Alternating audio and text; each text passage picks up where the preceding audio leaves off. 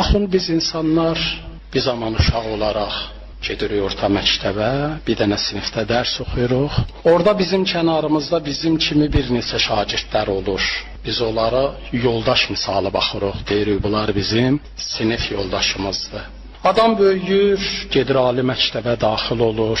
Orada məsələn yataqxanada qalır, tələbə yataqxanasında bir otaqda yaşayır bir neçə insan adamla. Onlar olurlar adamın otaq yoldaşı. Adam ordu sıralarına gedir, hansısa cəbhədə, səngərdə döyüşür. Orada adamla silahdaşları olur, cəbhə yoldaşları olur. Çox misalları artırmayım. Eləcə də bir zaman adam evlənir, özü üçün bir dənə cütlük nəzərdə tutur, bir qadını gətirir öz həyatına. Elə ilkin baxışda bir çox dillərdə olduğu kimi bizim də dilimizdə ona deyirlər həyat yoldaşı. Amma həqiqət baxımından baxsaq, həyat yoldaşı sözünün fərqli bir dərin mənası var.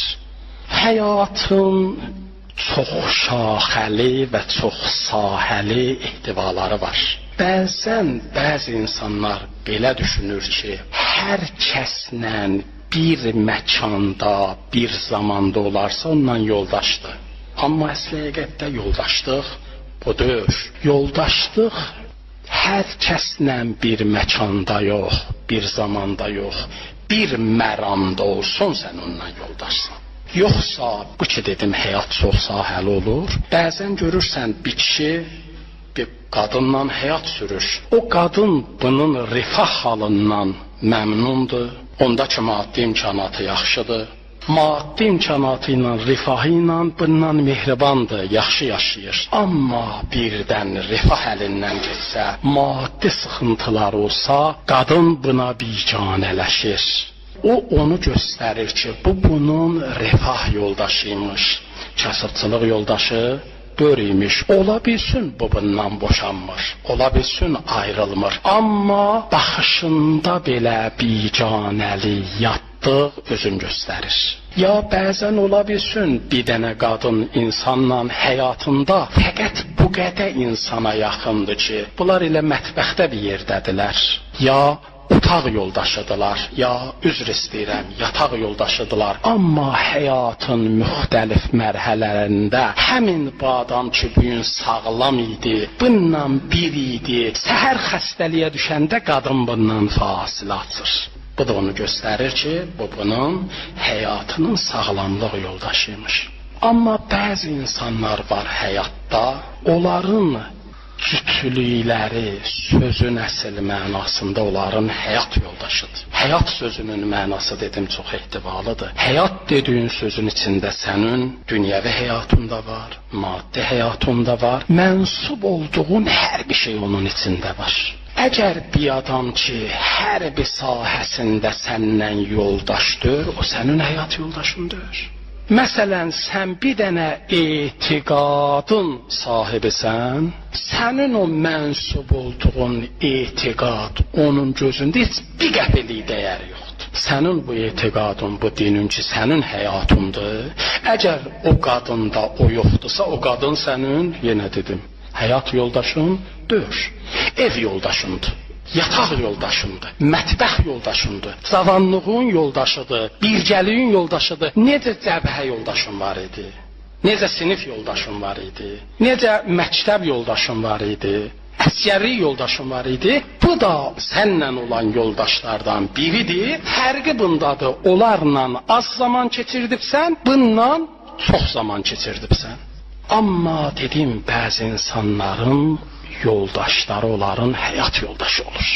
Əmir-əl-Müminin Əli ibn Əbi Talibin qapısında bir xanım var idi. O onun həyat yoldaşı idi.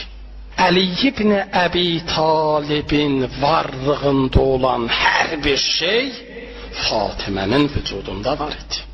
O cür dövr idi, ər başqa əqidənin sahibi idi, qadın başqa əqidənin. Eşidibsiz, Əmir-əl-Müminin bir zaman gedərdi, başını salardı quyuya, dərdin deyərdi, sirrin deyərdi, qəmin deyərdi, qüssəsin deyərdi. Maraqlıdır, biz hansı zamanlar idi? O zaman ki artıq Fatimə yox idi. Amma o cürdür Əli ibn Əbi Talibin qapısında qadın yox idi. Yox, Əli əleyhissalamın başqa qadınları olub. Əli əleyhissalam qadınsız yaşamayıb, subay döyür idi. Amma artıq o evində olanlar da elə başqalarının evində olanlar kimi əksəriyyəti onun ev yoldaşı idi. Amma həyat yoldaşı olaraq elə Fatimə idi ki, getdi. Fatimədən sonra idi Əli ibn Əbi Talib da dərdin, qəmin, qüssəsin quyulara deyirdi. Çünki Fatimə tutumunda bir insan yox idi. Əli ibn Əbi Talibin ordusu var idi Fatimədən sonra.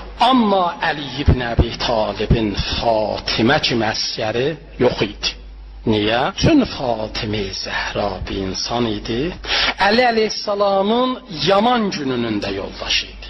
Yaxşı gününün də yoldaşı idi. Düşüncələrində də qədəm-be-qədəm gedən yoldaşı idi. Əməlində də qədəm-be-qədəm gedən yoldaşı idi. Əli ibn Əbi Talibin nəfsindən başlanıb Rəbbinə gedən yolda hər qədəmində Fatimə ondan həmrah idi. O da bir gün Allah Rəsulu soruşdu: ya Əli, Fatimənin barəsində rəyün, mövqeyün nədən ibarətdir?